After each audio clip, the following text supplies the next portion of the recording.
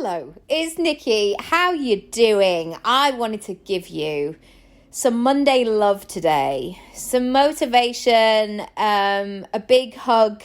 If you're into that kind of thing, you might be like, don't hug me, Nikki.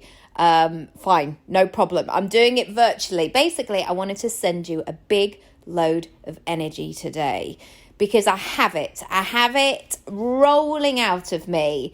By the way, it's like day 3 of my cycle. So because I track my cycle, I know what's going on and I've come out of that darkness and now I'm like, woo, let's go. Okay, what I want to say is this. You haven't come this far to give up now. You haven't come this far to doubt everything that you've done. You haven't come this far to assume or worry that you're never going to get there. This is a really, really interesting point in our journey. And I'm saying it today, Monday the 14th of March. We're nearly at the end of quarter 1. And as we move towards this first chunk of the year ending, and spring is starting to come and a new chapter is unfolding, at this time, we can sometimes be in a state of, I haven't done enough. Look how quickly the year's going by. We're in March already. Oh my goodness, like all of that fear-based thinking. And what I want to say is that everything that you have done up until now has brought you to this place. And that can work in whatever shape or form that you want, the lens that you want to look at it, basically. So sometimes if you've had those moments where you still haven't done the thing that you want to do, you know that you've been procrastinating, or you know that you just haven't had the headspace for it. You just haven't had the energy, or you've been ill, or there've been other stuff going on, or the heaviness of the world is laying heavy on your shoulders. We are human beings, of course. We are absorbing all of this. So that old conversation of just put your head down and get on with things, I tell you what, it's really hard at the moment. For me personally, and it may be hard for you as well. And so what I want you to do is to look at what's been happening since Christmas and think about what's been going on for you and allow the evidence to come through so you can make some decisions going forward. So sometimes when I've been in procrastination mode, for example, there are definitely some things that I could have made progress on and I just haven't. I probably know that there's a bit of fear around there. There's a bit of uncertainty. There's a bit of vulnerability, a sense of putting myself into a new zone that perhaps I'm not quite ready for yet. All of the things. But instead of berating myself for all of the stuff that I haven't done, what I'm doing now is taking a moment to pause and to say, from the last few months of evidence of the stuff that I have or haven't been doing, what do I now know? And for me, this often means I really, really want to do that thing. The love, the desire, the need, I've got to do this thing is still there. But it does show me the fact that I haven't moved on this. It's going to be a bigger job than perhaps I thought. That I'm going to need to get some support. That I'm going to have to take my time. That it's maybe going to take some more money, or some more patience, or some more kindness. Or maybe that thing is great and I do want to do it, but it's not for now. And I very quickly realized throughout this move and working through the process of that, there were certain weeks where I just had to let everything else go and focus on house stuff and just go, right, are we going to go for this? Yes, we are. Okay, great. I've got to focus and I've got to get into the zone of this.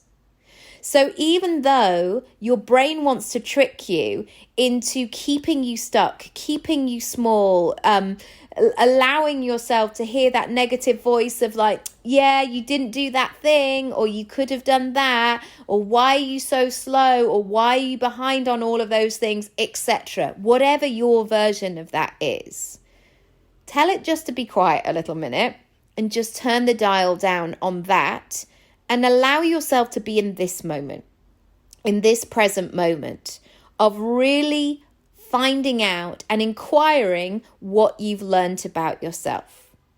Because what can happen also, especially as we come to the end of a chapter or the end of the first quarter in this case, we can start to tell us all sorts of stories of maybe this is not meant for me. Or if it was meant for me, this would have happened sooner. Or I'm waiting for a sign. Or perhaps I was dreaming too big, or whatever the thing might be.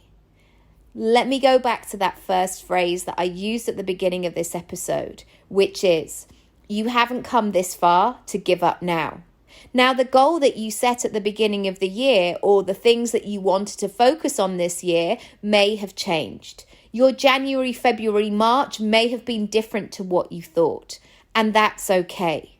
But instead of using all of that energy and using all that space in your body to be in a state of coulda, woulda, shoulda, how can you use the evidence that you've compiled to think about how you move forward from now? So there is certainly, as we move house, like I knew this first quarter of the year, my big focus was going to be on family. It was going to be on relationships. It was going to be on my children. It was going to be on my house. And it was about keeping things steady, consistent, especially in my business. It wasn't about growing or pushing or launching or expanding. It was about doing the things that I needed to do and delivering them with excellence. It was about being able to be here with my children more than perhaps I would usually, not because I'm going to disappear anytime soon, but sometimes life gets in the way. Sometimes there are seasons where I can do other things or they're happy playing, but I knew this transition of us moving house, they needed more time to talk about things. And I was right. My 6-year-old, I asked him what he wanted to do last night, and he said, I just want to have half an hour of chatting. If you've got small children, you know what it's like to get that dinner, bath, bed, books, all the things. And Matt was away last night, so I was like, an extra half an hour. Okay, right, how do I make this work? But I was able to make it work because I'd almost put my work to the side. I wasn't going to launch into that because I know that we're moving house next week. And I think sometimes we have to not go into that masculine hustling energy of somebody else on the internet did X, Y, and Z with their business, and that hasn't happened for me yet. We're all working with different circumstances. I know that later on in the year, I'm probably going to have more space to do things. But this first quarter, I've been working lots with my existing clients that have been with me for a long time. I've been doing lots more speaking gigs. I've been growing the podcast, which has been going really well, and trying to do all the house stuff and move things and declutter and all of the admin that goes with that. And do you know what? What I wanted to do with that is I wanted to enjoy the process. It has taken us so long to get to this moment where we're actually moving. And I refuse basically to just see it as like another thing that I've done and move on to the next thing. I want to be in that moment and not miss a moment. Like my dad is coming to see the new house on Saturday. I am not doing any work on that day.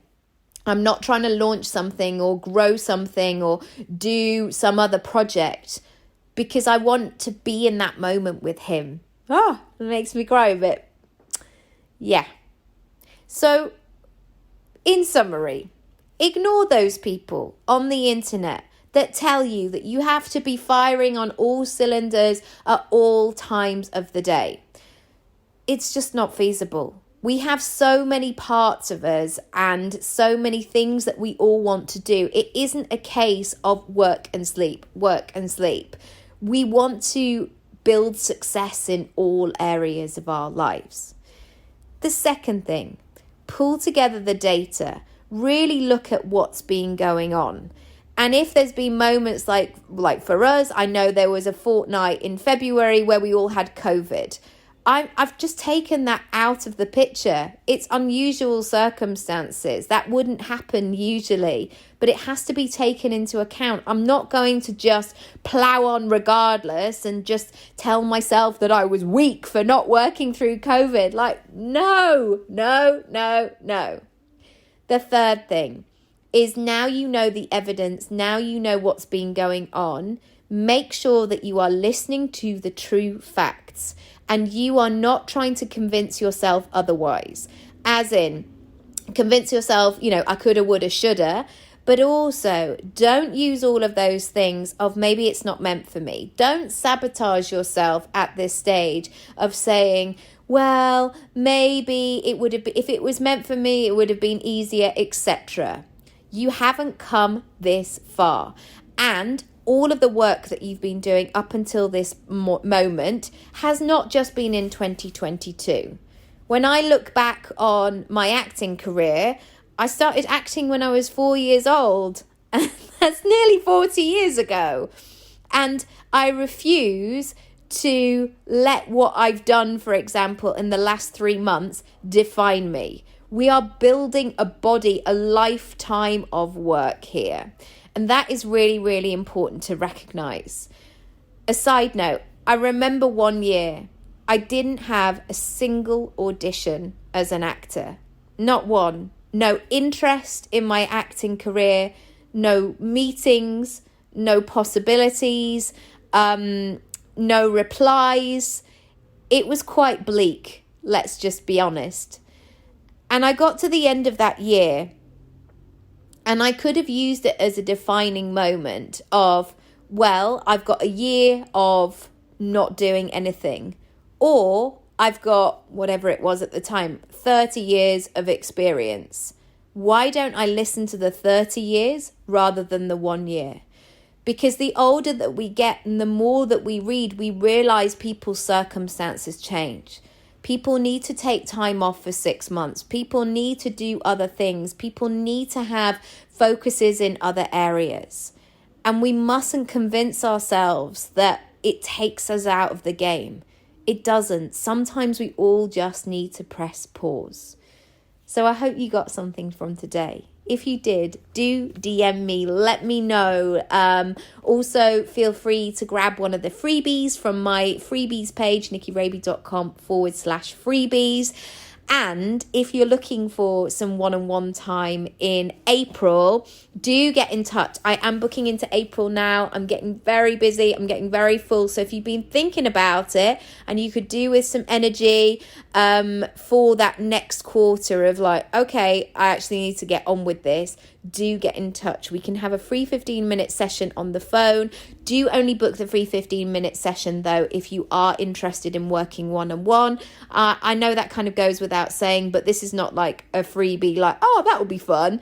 This is a lead up, an introduction to working with me one-on-one. So that's the kind of premise of it. I know that's really obvious, but sometimes people don't get that.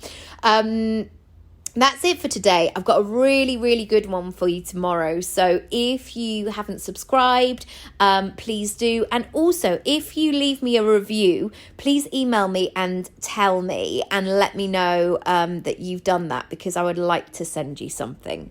All right. Lots and lots of love coming your way, and speak soon. Bye.